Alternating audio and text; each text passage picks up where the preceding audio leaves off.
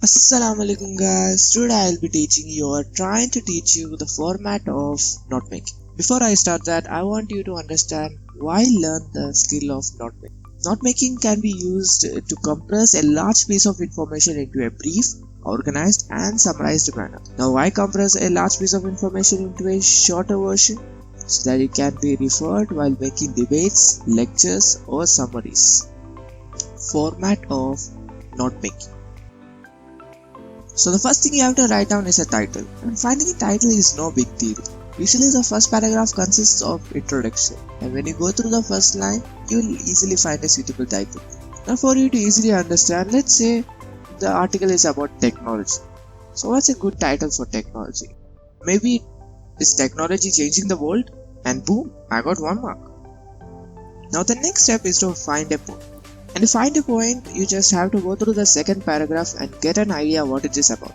Let's say my paragraph is about various uses of technology. So I will denote it as 1 and write down the various uses of tech. Now notice how I use tech instead of technology.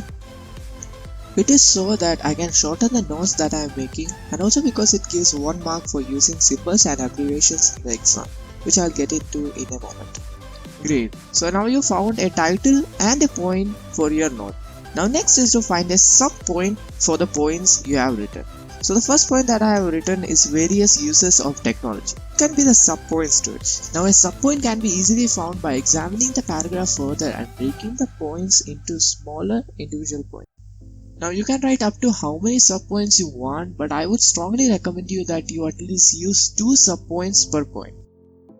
The point I wrote down earlier was the various uses of technology. Now there can be so many subpoints to this, but for this example I'll write 3, that is source of information, source of entertainment and means of communication.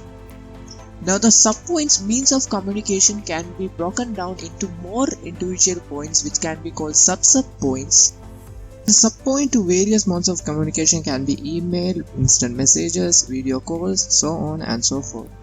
Now there are 2 things I want you to notice, that is the points I denoted as 1, the subpoints I denoted as 1.1, 1.2 and 1.3 and the sub-points I denoted as 1.3.1, 1.3.2 and 1.3.3. You can also write it as A, A.1, A.1.1, anything is fine. And the second thing is the space I left between the points, subpoints and sub-points. These spaces I left are called intent.